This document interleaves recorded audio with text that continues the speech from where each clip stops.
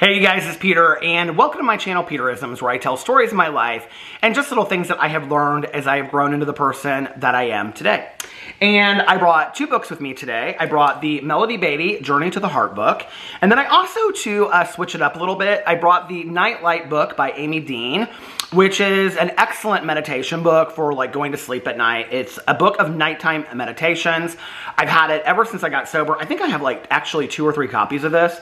I think my dad and my stepmom got me a copy. I think my mom got me a copy, and then I think I got a copy of my own. And I really like the meditations. They're not just specific to recovery, although they come from Hazelden Meditations, which Hazelden is like kind of like a recovery hub in the United States. It's a treatment facility, and if you get online and look up like Hazelden Publishers or Hazelden Bookstore or whatever, it's Hazeldon, they have tons of books. If you're in recovery, they have books on like emotional sobriety, like LGBT people in recovery, getting older in sobriety, being young in sobriety. I mean, they have books on everything that you can possibly imagine. And then they also have a lot of meditation books and other kinds of literature. So if you're interested in that, please go check that out. But I think I'm going to actually start from the Melody Beatty book today. And the meditation for today, September 12th, is Energize Yourself, which I could always use a meditation about energizing myself. September 12th, energize yourself. Don't tell yourself you have no energy. You are energy. Learn to energize yourself. Get up, move around, play some invigorating music. Stretch your arms, stretch your legs, move your body around. Get out and walk. Watch children play. They seem to have an unlimited supply of energy. Remember what it was like to be a child. You had an unlimited supply of energy then. Most of us still do. Yes, we do get tired from time to time, particularly with the schedules many of us have. And there are times in our life when less energy is available to us, such as during times of deep grief or during illness when our body is using its energy to heal a physical problem. And sometimes other people and their problems drain us. But sometimes we drain ourselves too. If you don't feel your energy, perhaps something is blocking it. You may be experiencing some resistance to what you're trying to do. Maybe an old emotion or belief is clogging your circuits. Maybe you've been sitting too long crunched up in your chair, blocking your own circuits. Maybe you're telling yourself you have no energy so loudly that you've begun to believe it. Clear your circuits. Push through whatever's blocking you. Then get up, move around, connect to life. Learn to energize yourself. And I love this meditation. I think it's so fantastic, because this is something that I actually really struggle with and have always struggled with, is this idea where I kind of gravitate between two polar opposites. I either get up like with my feet hit the ground, and my dad is very much like this, and then I'm like energy, go. And I was telling a friend yesterday, like I didn't make any videos except for my vlog on Saturday and Sunday. And I was like, it was kind of like a conscious decision to not film any videos and just kind of relax and watch TV and spend time with my family and friends and Alex, my husband, and things like that, right? And so my friend was like, well, could you not have just filmed like one video, like on your drama channel? And I said, the thing is that like I get this burst of energy. So when I film like a drama video, then it's like, I want to film a review video. I want to film a Peterisms video. I want to film a vlog. I want to do this. I want to do that. I want to clean the kitchen. I want to, clean a cabinet. I want to do this. And so then it's like this energy kicks in, and then it's like I have all of these things I want to do, And so like I have to kind of like be cognizant of that and aware that I can't get everything done in a day. And these are things that I'm working on because I really, like I said, I gravitate between two polar opposites. And the polar opposite is either that like I hit the ground running with my feet in the morning, like as soon as they hit the ground and get out of bed, I'm like off to the races and I'm very energized. Or I am like lacking motivation and energy all day long. Like I really struggle with it, where it's like, I don't feel like I can like get anything done. And it's like, I have to like push through it. And once I start really kind of like getting some things done, like if I make a list, those are the days that like lists are really important for me, because what I realize is, and it's the small things on the list, like make the bed, have a cup of coffee, do this a little bit. And like today, like I wasn't really lacking motivation, But it's dreary outside, it's gray, it's been raining, it's really like colder outside today. We've been having, 80, 85 degree weather, and today I woke up and it was like in the 60s, low 60s. And so I was just like, this is a perfect day just to kind of sit inside and watch TV. I didn't really feel motivated to do stuff. I had a doctor's appointment to go to. And so I was like, I don't know really that I want to do a whole lot. And so I sat outside for a little bit after I took Boo Rally outside, and I started listening to my audiobook because I'm trying to get back into listening to audiobooks. And just like listening to like 10 minutes of my audiobook like got me like fired up again. Then I was looking through Audible. Then I was looking through Goodreads, and I was getting excited about all the books that I'm going to read, which then got me excited about like the book club and got me excited about this. And then I was like, okay, well, I want to go to Crumble Cookies and I want to get the cookies to review, and then this. And then I sat down and I did a Crumble Cookie review, and now I'm filming this review, and I'm going to do a drama video. And so, and I even like looked at the clock earlier, and it's like 4 o'clock right now. It's like 3 after 4. And I was looking at it and I was like, I have like a couple hours until my husband gets home. I have all this time to get stuff done. I can get a lot of stuff done, right? And then just relax and enjoy the evening with my husband, and isn't that awesome? And so for me, it's kind of like moderation to some degree with how I spend my time, instead of just like go, go, go, go, go, because I did that for so long. Like I lived really well in full throttle of just go, go, go, go, go. And that's not always healthy for me. Like, it's sometimes good for me to take a day where I just don't do a whole lot and I just relax. And, I've talked a couple times about this in the last video, or in the last couple videos, but, I think it's important for me also to be aware of where my energy comes from, and to realize like on those days that maybe I'm less motivated, maybe it's not because I don't have any energy. Maybe it's not because I don't have any energy like when I was younger. I might still have the same amount of energy as I did then. Maybe I just, am lacking motivation for that day. And that's okay, and I don't have to beat myself up for it. And neither do you. So, great meditation. All right, let's get into the Nightlight by Amy Dean book. All right, here we go. September 12th. Love does not consist of gazing at each other, but in looking together in the same direction. Antoine de Saint-Exupéry. When we're addicted to a person, all we can see is that person. Time moves slowly when we're apart, but passes quickly when we're together. We may feel panicky during even the most minor of separations and believe that we are fused into one being. Loving relationships are not by taking prisoners.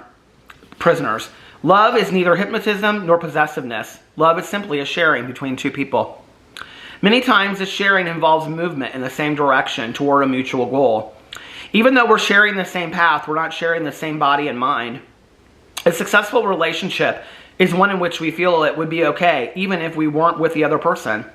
To be able to stand alone as firmly as when we're with another means we found some sense of self-esteem and self-respect. We can love another and, at the same time, love ourselves. Is my loving relationship healthy? Tonight I can work on my self-esteem and self-respect and trust I am a good person with or without a partner. This is, I think, such a fantastic and such an important meditation. And something that really, really took me a long time to learn. And this is where the book Codependent No More by Melody Beattie. It's funny that it's in this other meditation book and not the other one, but this is where the book Codependent No More by Melody Beattie really helped me, and the language to letting go, and therapy as well. There was such a long time in my life where I defined my worth and my ability to be loved and my goodness and all of my qualities by whether or not a man loved me or not, or whether a man desired me or wanted me or needed me, right? And one of the things that was really, really hard was in my past relationship, my last one, we spent, if we were not working, we were together 24 hours a day. Literally side by side. And we were so enmeshed with each other. And I could, it's interesting because I was talking to my best friend about it recently, and I didn't remember this. And she said, do you not remember, like, you would, like, get over to my house, and you would have been at my house for, like, 15 minutes, and he would call and say, how long are you going to be over there? I didn't remember that, But we were so enmeshed that I thought that's how a loving relationship should be. And so then I got with my husband today, right? And we were together 24 hours a day. You know, we were a one-car family, so I drove him to work. We would go work out afterwards. We would go out to dinner. We would come home. We would start the whole day over, and then, like, we would go out a lot on the weekends. And we were together. Like, I felt like if I wasn't with him, then there was something off about our relationship, you know? And then it got to a point where it was like, I don't love the word smothering, because I don't think that that's a fair word to use in a relationship. But it was both ways, right? Like, I didn't feel like I had my independence. Like, I didn't feel like I could enjoy the things I wanted to enjoy, because there were things that I love to do that he doesn't love to do, right? So if I wanted to do them and he didn't want to, I would forgo them, and vice versa. Like, there were things he wanted to do that I didn't love to do, and so if I didn't want to do them, he would forgo them. And so neither one of us were happy, because we weren't getting to do the things that we love to do in the relationship, right? And there was a lot of other things with this enmeshment that happened. And I remember being in counseling, and this was at the point where our relationship had just, like, bottomed out. And, I mean, I really thought we were going to get divorced. I honest to God, I thought we were going to get divorced. And, so I was talking to my counselor about it one day. This was an individual counseling. So we still do this today with a different counselor, but one week, we each see that counselor individually, and then the next week we see the counselor together as a couple. And so I was talking to our counselor, and I said to him, you know, I was telling him about, you know, all this, and he goes, do you think, and I've talked about this in videos previously, but he said, do you think you're going to be okay if, you know, you guys don't make it? And I go, well, I don't want to think that way, you know, whatever. I was real resistant to thinking about that. And he goes, but will you be okay? Like, he really forced this idea of, like, but if it doesn't work out, will you be okay? And I was like, eventually I got to the point, and I was like, well, yeah, I mean, I'll be okay. And he was like, so you don't need Alex to define you. Like, eventually, you know, you've gone through 2 other breakups. You know you're going to be okay eventually. And I was like, yeah, I guess I will, right? And he goes, so you choose for him to be in your life, and he chooses for you to be in yours. And I was like, that was such a powerful moment for me, because what I realized was, I don't need a man to define me. I don't need a man to define my goodness. I don't need a man to define, and I think, you know, there's probably a history, I've done a lot of work on it, but, like, if you want to really get into it, it's a history of people not liking me when I was growing up, and, you know, my mother, you know, picking alcohol over me is how I felt much of my life, and there's just a lot of history with it, right, that I don't want to hold on to for the rest of my life. But it's where I didn't feel like I was a priority to other people, and so I felt like I needed to be picked. Well, that's not exactly how love works, you know. Love is sharing a life together. Love is leaning on one another and being partners. Love is not being so enmeshed that you don't have your own life. That's not healthy. It's not healthy at all. And it took me getting to the point where I almost lost my relationship because we were so enmeshed, you know. I think, like, there's this whole idea out there, like, I talked about this in a video, I think maybe on my vlog or something not too long ago, but, like, you know, every once in a while I'll get comments from people, and people will be like, oh, like, you know, you can tell, like, Alex, you know, doesn't, like, he rolls his eyes. In what marriage do people not roll their eyes? Okay. You know, or people will say, like, you know, you can tell, like, Alex doesn't want to be with Peter at home and whatever. Probably not sometimes, and I don't want to either, you know. Sometimes I don't. Oh, there's my good Judy Tanya Jean, speaking of which. You know, it's like Tanya, you know, the other night we, like, drove around and had a good time. Alex stayed at home with the dog, you know, and texted me and was like, how long are you going to be gone? What time are you going to be home? Stuff like that, right? And that's okay. Like, and it's fine to have your own life. And I think that on the outside looking in so much, Instagram, Facebook, you know, movies, all this kind of stuff. It's like we see all these couples. Like, I think Instagram has really screwed this up, where you see, like, and I mean, even Alex and I started, like, a couple's Instagram, and we let it go, like, 2 years ago. But, you know, you see these couple's Instagrams where it's like they're so, like, happy and in love together, and every picture is them together, right? Like, you don't really see them with other groups of people.